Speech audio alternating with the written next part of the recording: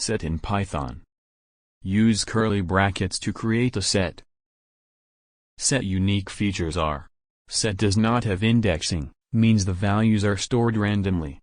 When we print the set, the input and output values are in different order.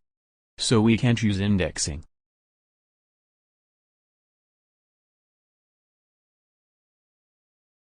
We can't change set values, they are immutable.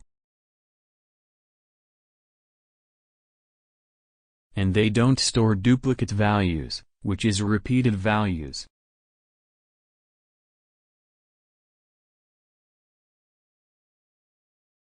It performs math set theories, like union, intersection, difference, and symmetric difference. Union of two sets will return all the values present in both sets, and removes common values.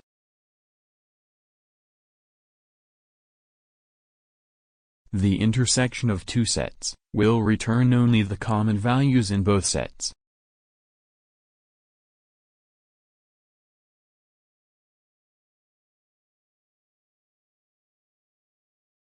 The difference operation will return the values that are present only in the first set.